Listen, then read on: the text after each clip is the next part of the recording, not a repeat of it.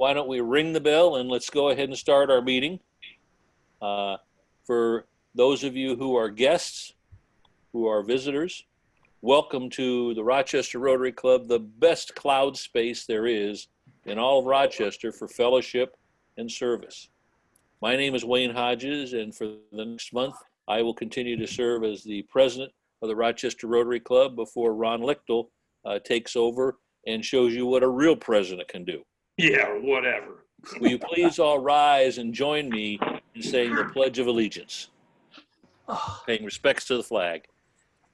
I pledge allegiance to the flag of the United States of America and to the republic for which it stands, one nation, under God, indivisible, with liberty and justice for all.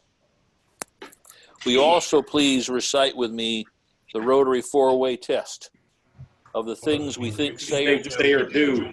Is it the truth? Is it fair to all concerned? Will it build goodwill and better friendships? Will it be beneficial to all concerned? And will it be fun for all? Will it be fun for all? Yes. Lars, are you on the line?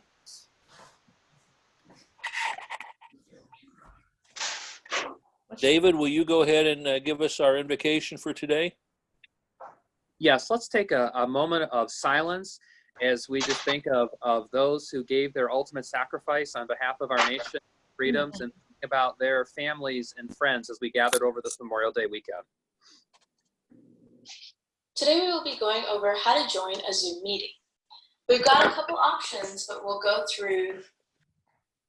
Thank you for the powerful gift of service, oh God. As we serve in our community, we remember those who have served our nation, who gave of their lives for our freedoms, for our liberty. Help us to be worthy of their sacrifice, to continue to care for their family and their friends, and to do our part to be a healthy community, caring for one another during this challenging time.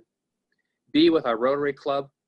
Encourage us as we seek to make a positive difference in this community and around the world. In your holy name we pray. Amen. Amen. Amen. Amen. Thank you, David. You're welcome. Anyone that's a guest today, please go ahead at the bottom of your screen and click on the chat feature and provide us with your contact information so that we can know that you participated today, but also so that we can reach out and offer you any information you might want to learn about to know more about our club. Moving on to our 15th participant Zoom meeting. I kind of made a command decision yesterday, and we're going to exempt all veterans. All of you, those of you who took the oath and served and put yourself in harm's way so that the rest of us could enjoy the freedoms that we get to enjoy. All of you are fine free today. Anybody got happy bucks that they want to put on the chat? Wayne, I've got a $10 happy buck for my son's haircut he got on Monday in Toledo. We were thrilled, and he's happy with his short hair. Well, Vince, yeah, I see David. Well, so he got his money's worth. Jerry Gross is happy to be alive and as a treat at this time. Christine Hay got to see her grandkids for this weekend. Annette Warner is happy for Christine, who has been making masks for the staff. Tim Duncan is very happy for my kids are still getting along after 2 months stuck with one another. Andrea is a $5 happy buck for the team at Oakland Animal for handling her new pup's first visit this weekend, thanks to Tim Duncan. Jeff Whitby, he's happier than a pink unicorn on a carousel. I guess that'll all challenge your imagination. Thank you, Jeff. Okay. Anyone else? If not, then let's move on to our member birthdays. We do have one birthday this week, and it's Jerry Carvey. And Jerry's birthday will be celebrated on May 29th. However, we're not going to talk about the age because, put it this way. The fire marshal would not let him put candles on Jerry's cake. Okay, so, that gives you an idea. But will you join me in singing happy birthday to Jerry Carvey? Happy birthday to you. Happy birthday to you. Happy birthday, dear Jerry. Happy birthday to you. 5,000 speeds.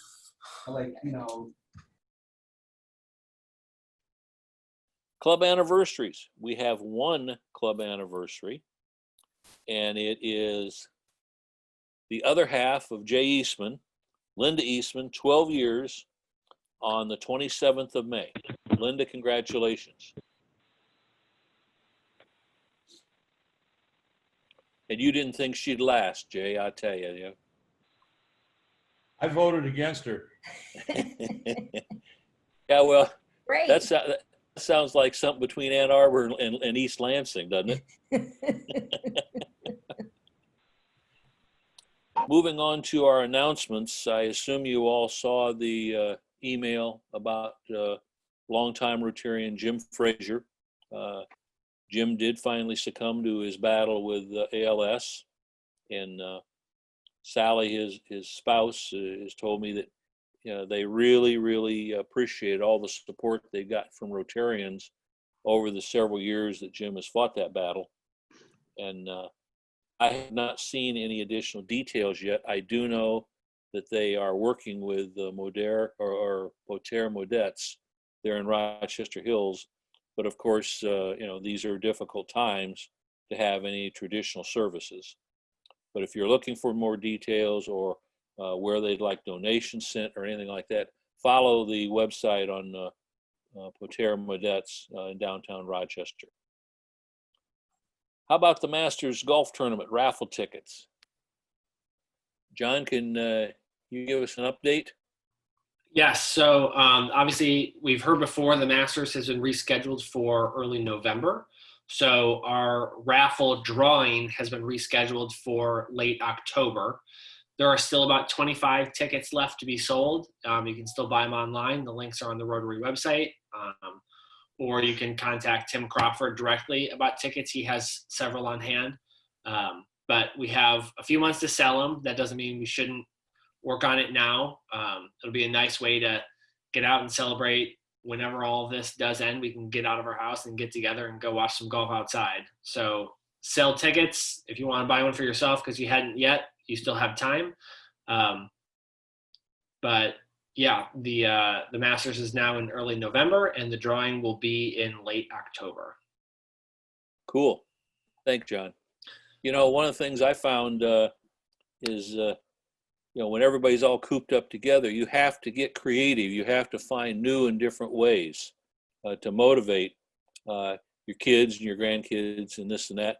And so I offered up to the one that behaves the best over this whole period. I'm going to give them a ticket to win the drawing for the Masters raffle. And that at least has motivated them so far. Into considering altering their behavior when they're starting to get exasperated with each other. Speaking of doing new and different things, Bill Ebinger. Bill, would you bring us up to speed on our Rotary Park gazebo construction? Rumor has it there's some interesting things going on over there. Yeah, and if John can do it for me, I think we can get a split screen right now, but I wanted to let you know, for some of you that don't know about our gazebo project, this thing started about a year ago, in fact. And, as we explored the different options through the years, last fall we ended up deciding to go with the Amish gazebo company out of Pennsylvania. And by the way, this is being paid for by a major donor, Dr. Stafford Rourke. He's a retired professor from Oakland University, now lives in Florida. And how we met was he and his daughter put a brick in the park about 1.5 years ago when his beloved wife died. And he called me about 1 year ago and wanted to do something for her, and we decided on this project. And so we've gone in different directions, but we settled on this. And believe it or not, when you look at this, it looks like it's always been there. We made sure that we didn't remove anything. This is actually looking at the library. And you can see the low wall behind it, that central picture. And when I haven't put the seats in it yet, because one of the next phases is we're going to have brick pavers put over the floor of the gazebo and extending with sidewalks on either side to meet the existing walkways. And by the way, this, I'm hoping, will be a profit center, somewhat of a profit center, because people will want to use this for weddings and parties. And we're going to plan on leasing this and the adjacent area, so that somebody can have a small wedding in the park, and it's just going to be a spectacular place. Now, Jane Quigley's got her juices flowing, and she is going to get real creative in front of this, behind the cotoneasters that you see right in front. And so we're going to give her the go-ahead to do the landscaping in that area. And I'm sure with her on board, it's going to be just perfect. So I'm very pleased, and I'd like to give a $20 happy buck. Because I'm so excited in this environment that we live in right now. This is a project that we're going ahead with. And by the way, Ron, we're hoping, if we can, to have a dedication about the second or third Tuesday of July. So mark that on your calendar. And if we have to do it virtually, maybe that's possible if John can get creative, and we'll have a few people there, but have everybody else watching. So we don't know what it's going to look like at this time, but we'll hope things will go forward. So with that, I'm done. Thank you, Bill. That sounds great, Bill. Thank you for shepherding this whole project through and working with everybody. Just by way of comment, I have stayed in touch with Nino about every couple of weeks throughout this whole period. And the feedback from him in talking to people at the state, he does not believe that we will be meeting there before the beginning of July. And that he will let us know when they think that the state is going to allow it, and of course he's more than willing to accommodate us as soon as he can. But just by way of feedback, it does definitely look like it's going to be at least through June before we can meet face to face in any kind of numbers. So next, John, we just heard about the Rotary Park gazebo magic that's going on. How about some Zoom magic, John? All right, I have one more or a couple little things today. Two. The first is primarily for Phil Lohman, and that is about improving the image quality on your video feed when you're dialed into the Zoom call. Maybe it's been a long night, had a few too many, or maybe you just didn't take a shower this morning, but If you want to kind of spruce up how you look on camera, there's a nifty little feature.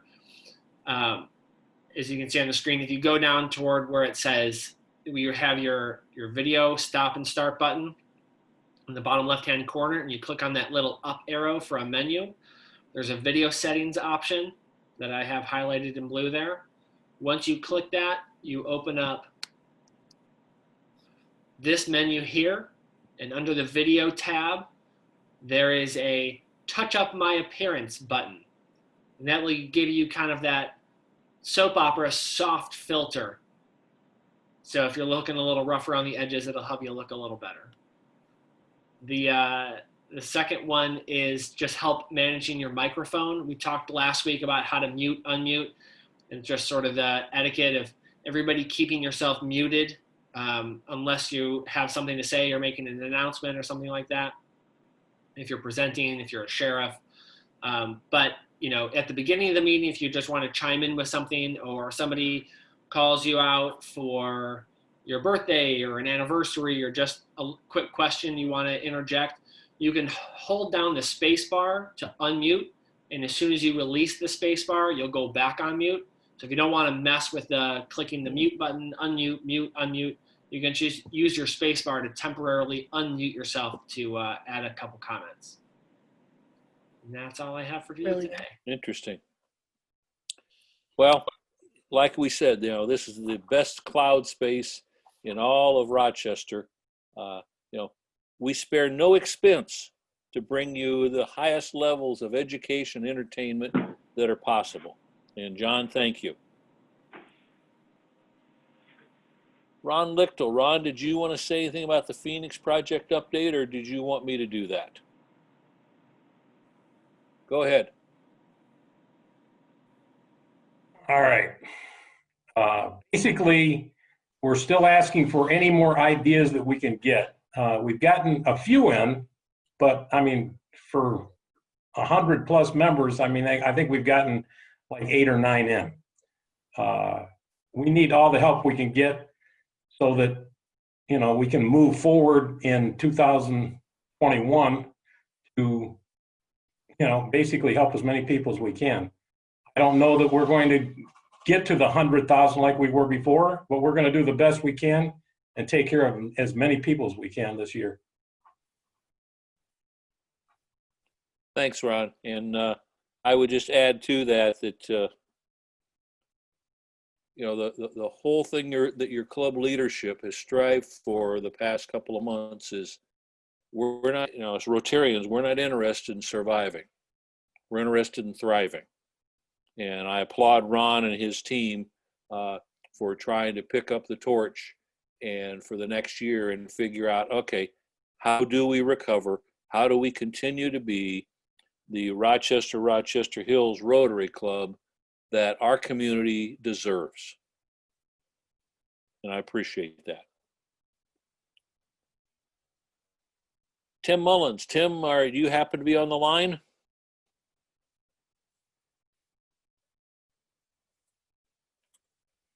No, I didn't think I saw you. Well, if I see him later, we can come back to it. Rachel Aviles, how have you enjoyed the being the Rotarian of the Week recipient this past week? So I just found out at the beginning of the meeting when Annette sent me a message. So I have really enjoyed it for the past 25 minutes. Well, we thought that's why your son showed up. He just took us excited for the voices. Yeah. Yeah, it was the one meeting I've missed. One of their only virtual meeting. We had a meeting scheduled at work that was statewide, so I had to be there. Well, you know how Rotarians are, okay? You stumble once, and they're right there to lift you up and help you. Do you have anybody you'd like to pass it on to? I would like to pass it on to Linda Eastman. From when I first started here, she was always really, really warm. And if there's ever a time when I was having a hard day, you know, she had just a great smile and great presence. And she's very much who I aspire to be in the Rotary world. So Oh, how nice. Thank you, Rachel. That is really nice. That means a lot to me. And right back at you, by the way. I want to grow up and be like you. Thank you.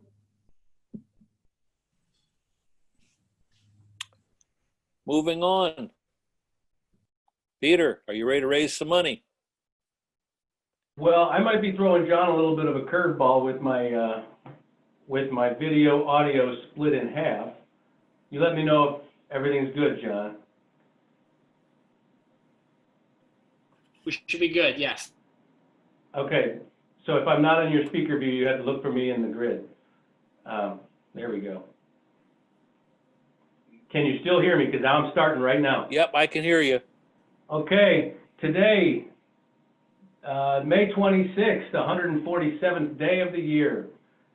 Also the 140th day of the lockdown. And speaking of abuse of power, today in 1805, Napoleon became Italy's king. So that's $1 if you're 5'6" or shorter. Carrie, Marty, Jay, that starts with you. You're not going to get out without a fine. That's $1 each right off the bat. Montana, the territory was formed today in 1864. That's $1 if you've been there, $2 if you have not been there. American Pie, the Don McLean song, 1971, written today, or released today, May 26th. If you have a Chevy, that's $1. Been to the levee, it's $1. If it was dry, that's $1. If you've had whiskey or rye, that's $1. If you've ever locked arms in a bar at 2 a.m. and sung this song, I didn't see Stuart on the call, so it's not an automatic $5, but if somebody else has done that, that's $5. It's Hank William Jr.'s birthday today. That means if you've ever met anybody named Bocephus, you don't have to pay $1, otherwise you do. It's also Lenny Kravitz's birthday, so if you're on any psychedelic drugs to pass the time during the COVID, that's an extra $1. It is National Paper Airplane Day, so I assume everybody brought their paper airplane. If you forgot your paper airplane, that would be $1. Let's see. Oh, it's Polish Mother's Day, May 26th. It's $1 if you're a mother, $1 if you're Polish, and $3 if you're a Polish mother. It seems to make sense to me. Moving on to some of COVID issues. The PPP is out. If you got your PPP, it turns out that the $5 fine that I'm levying on you is forgivable. Vince will confirm that after the meeting. So go ahead and pay some of that PPP to the Rotary, please. Something like the PPP is the PPE. Phil Lohman owes $3 at this meeting for being thrown out of Costco for dressing as a belly dancer because it was the only funny costume he had with a face covering. Ironically, it looks like he went out and bought the skull, out of some sort of guilt for being thrown out dressed like a belly dancer. He did have an N95 mask at the time, dressed as a belly dancer, just not on his face. We won't get into that too far. Stocks are up today, so if you are retired, it's time to shed some of your dividends. That's $2. And finally, Kelly Dean, just for being a nice person, just for being the only nice person, that's $3. So that's all I have.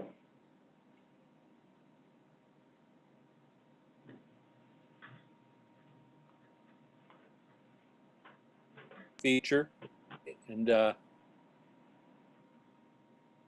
unmute myself. You can go onto the chat feature and indicate to our treasurer Vince your willingness to accept responsibility for your fines, and that makes it simple for him to be able to continue to raise money through this activity.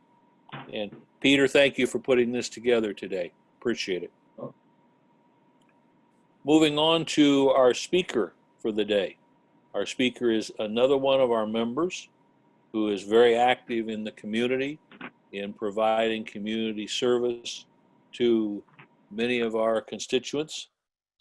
Renee Cartwright. Renee, as you know, is the executive director over at OPC, and She's going to tell us about how OPC has responded to COVID-19. And again, we're trying to stitch together the whole patchwork quilt, if you will, of basically what's going on in our community and how are we dealing with, how are we coping with the challenges. So Renee, it's all yours. Very good. I'm very pleased to be here this afternoon to talk about the essential services that OPC has continued to provide during this COVID crisis. So even though the doors of the OPC closed on March 14th, we've been busy as ever, continuing to provide the supportive services of Meals on Wheels, transportation, supportive, our telephone reassurance calls, and also our shelf-stable meals to those homebound seniors, providing comfort and, of course, the meals and transportation. I'm going to share my screen right now with you. I have a PowerPoint.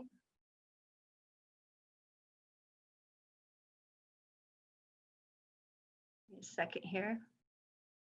So I want to start out today and just thank you. Thank you, Rochester Rotary, and all of you Rotarians for all of your support. My goodness, what would we have done without all of, everybody banding together over these last 2.5 months?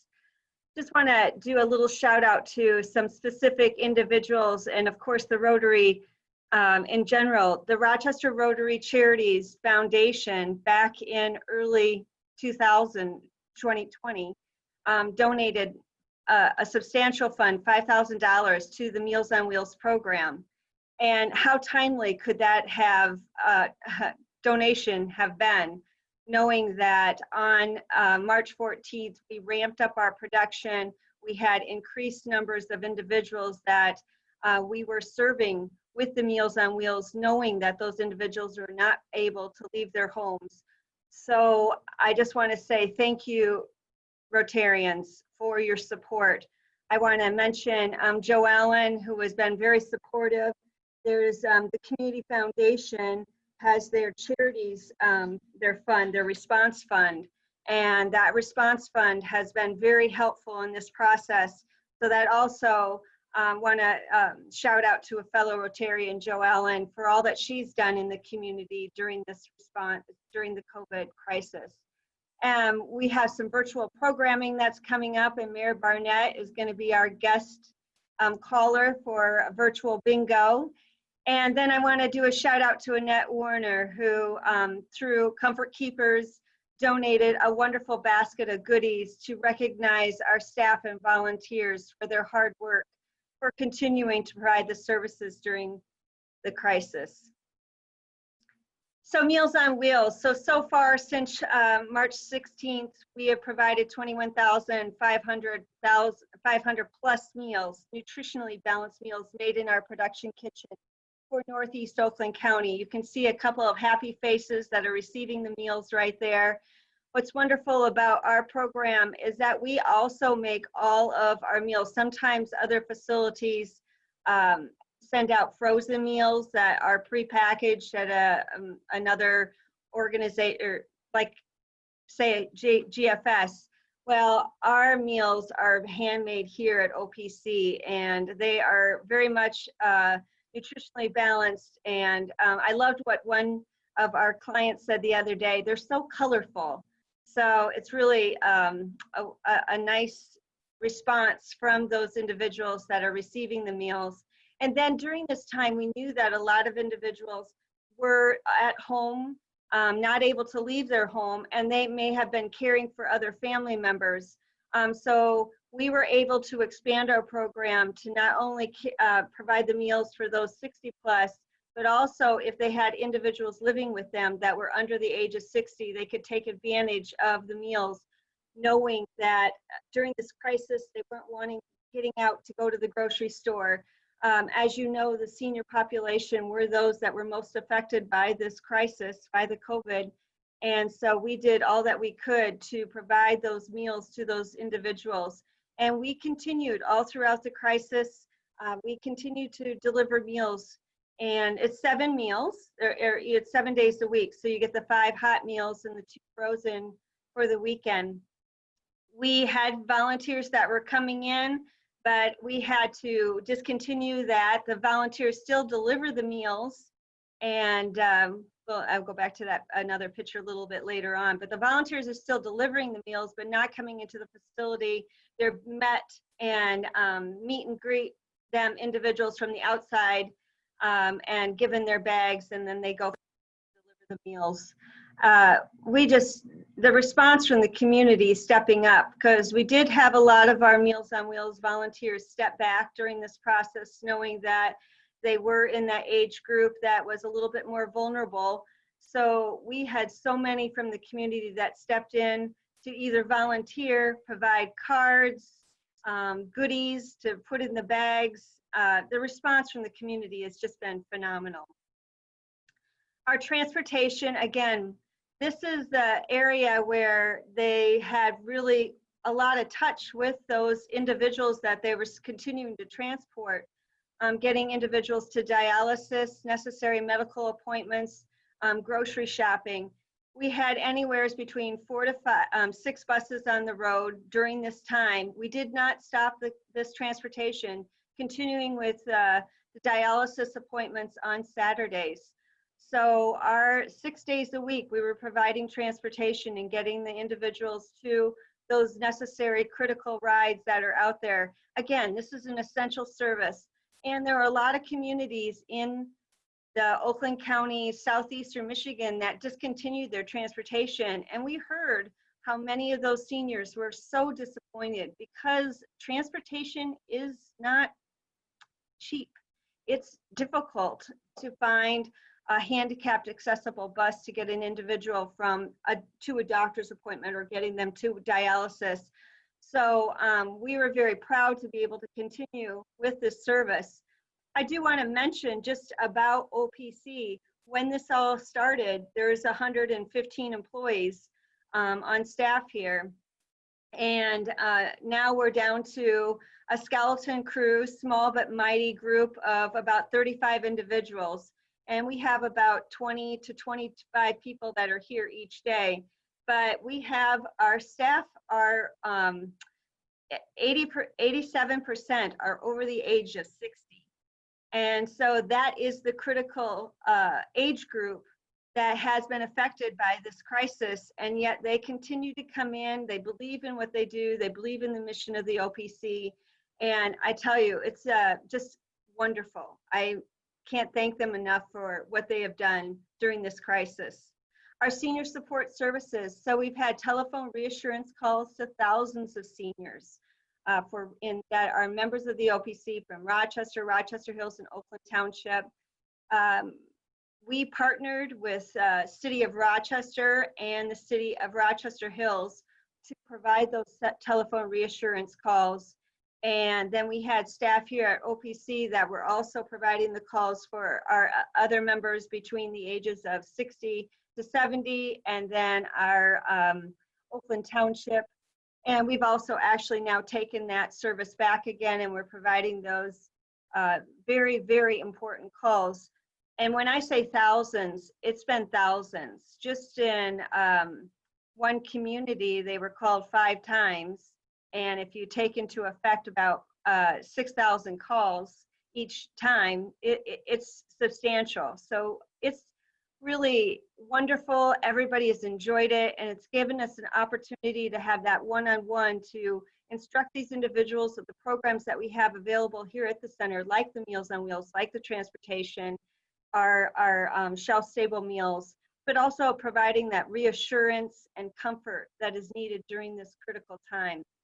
We've delivered masks, we've delivered essential items, and we've also delivered over 500 boxes of shelf-stable meals that, as you can see, some of them right there, but we also receive boxes of meals from MDHHS in the state of Michigan, Michigan Department of Health and Human Services. And those Q boxes have gone out, and they have 32 meals inside those Q boxes. And we've had many individuals that were very much in need.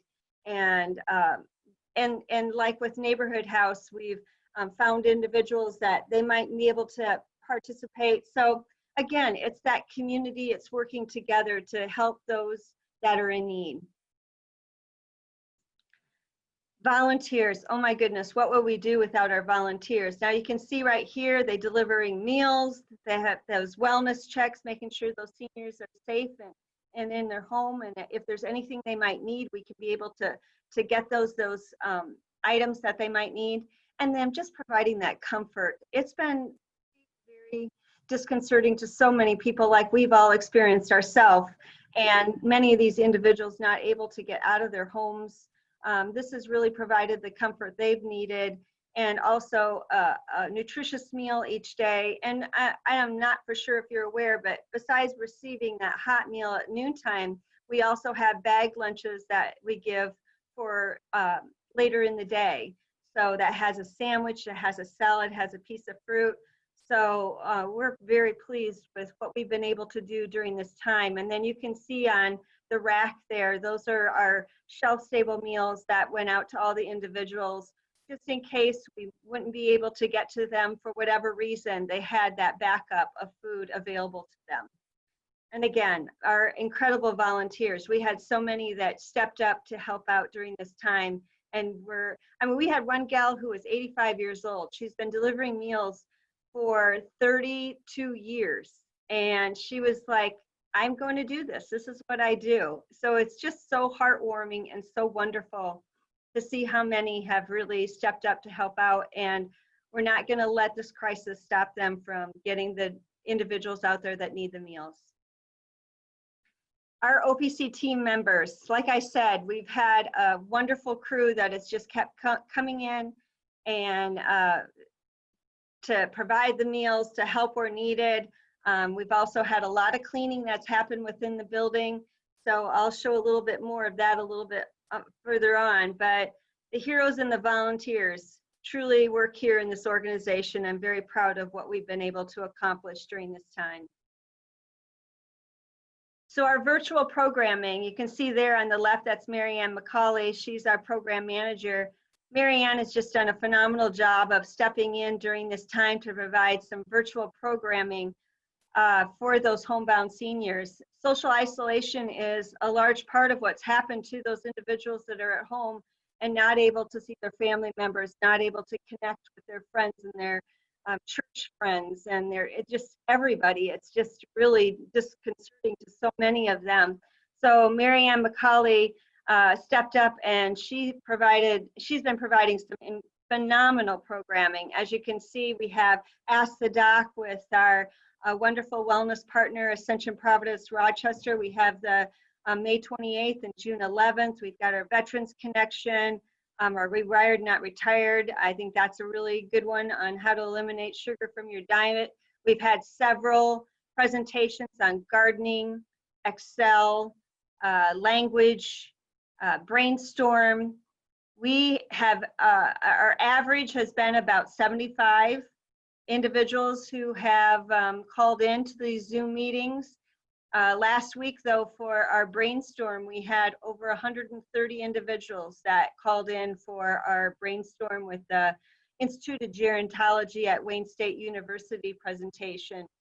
So you can see that it's really filling a need, and the individuals are really enjoying it.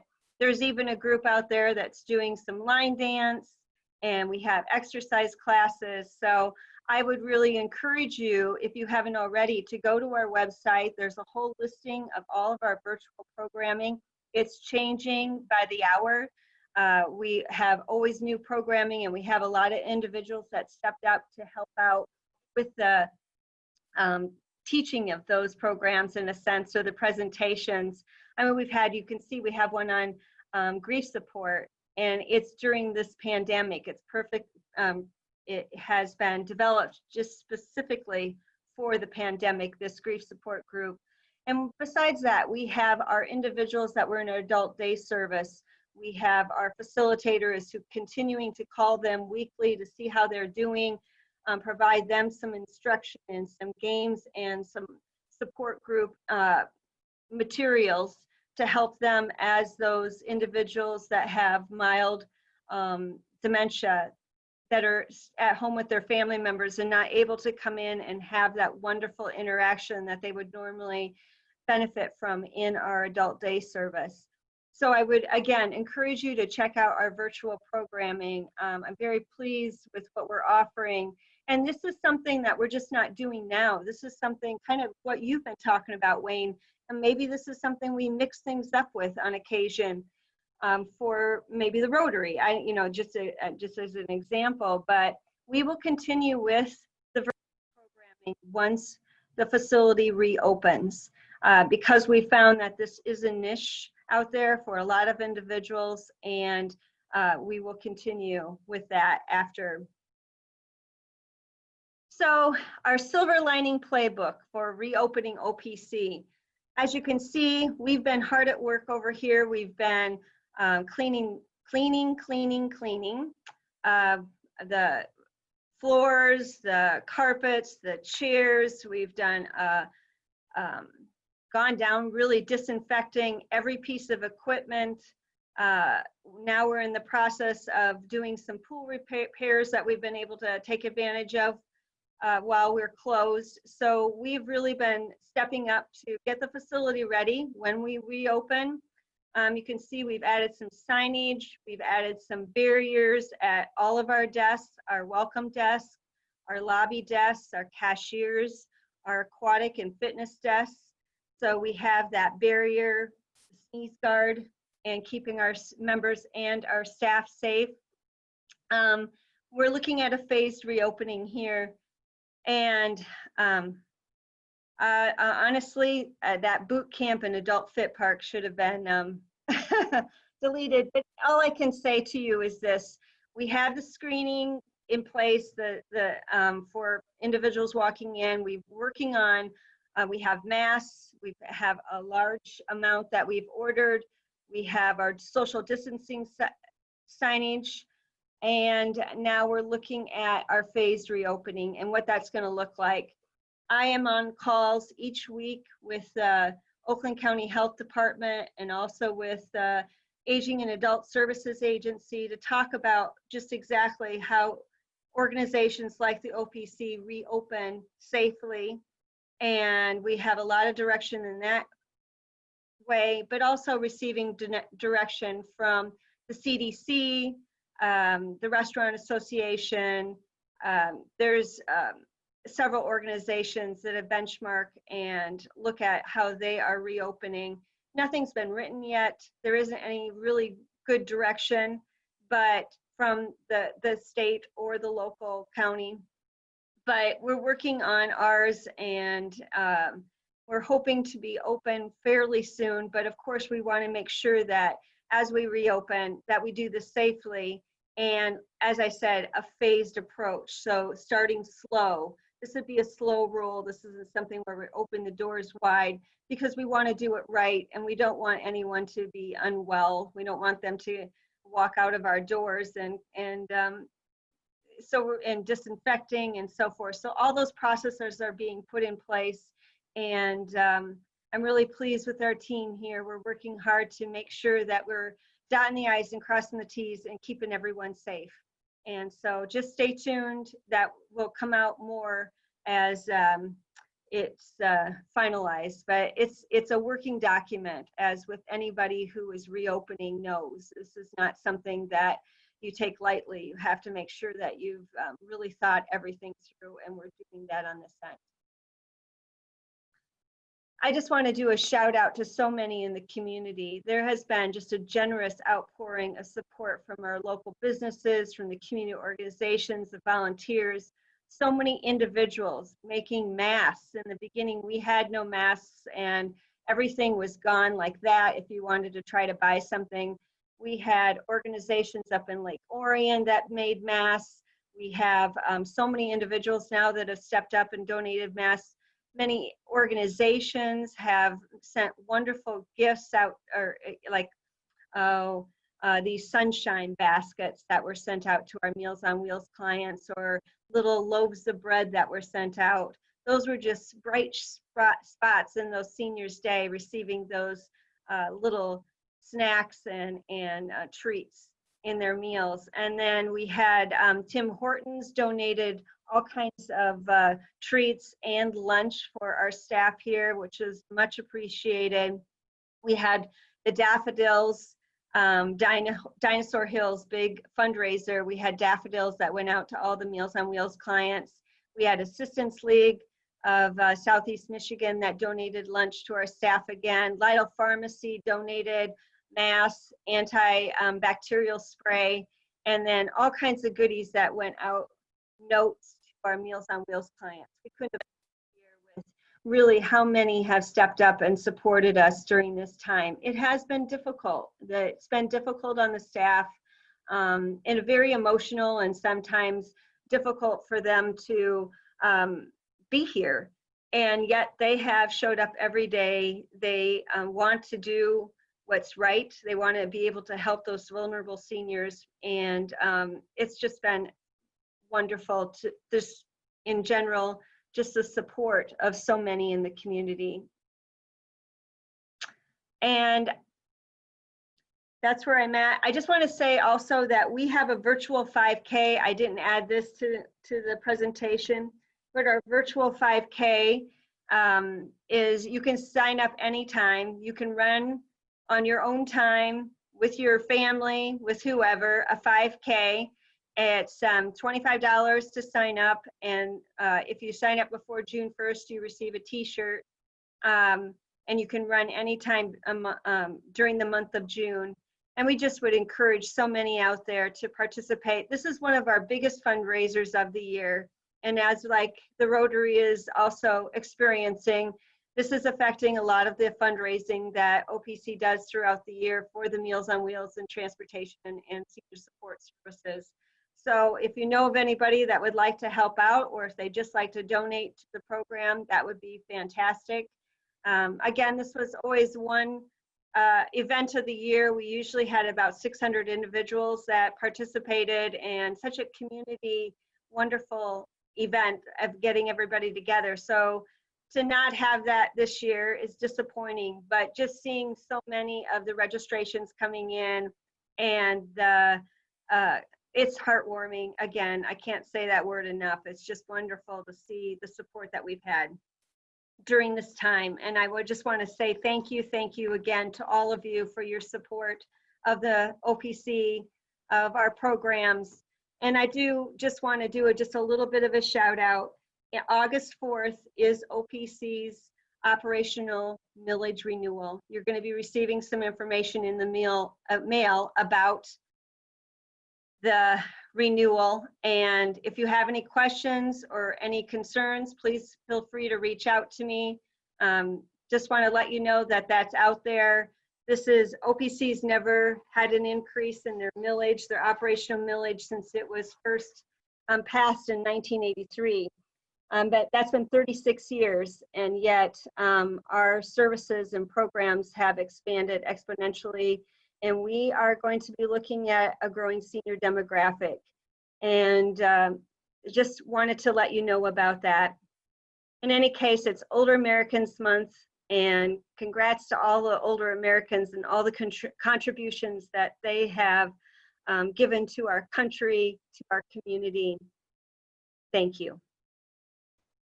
Renee, thank you. I mean, very inspiring, makes you proud to be part of the community that we're a part of, and also makes you happy you got good people backing you up and telling you when you're muted and you don't know it. But and David Early, David, thank you for scheduling the speakers. You don't get the chance now to introduce them, but I mean, you've had to completely recover from a virtual shutdown, and we appreciate that. And I think your decision making, David, and your logic of focusing on local, what are we doing, what's happening, how can we help, I think that would just bang on, David. Next week, David has scheduled Wendy Jones to talk to us about the next step for seniors. I think we will all find that interesting. I counted that we had up to 42 people connected today on our Zoom chat. And so, we continue to get members to engage. And I just want to thank each and every one of you for your participation, for your support. If you haven't had a chance to go on the chat line and offer up your fines or any happy bucks, it's still open. John will leave the microphones open for the next short period here. So if any of you want to finish your conversations, if you've got questions for Renee, please. I've never known Rotarians to be bashful. Let's not start now. So with that, it's just 1 o'clock. Ring-a-ding-ding. Our meeting is officially over. Thank you.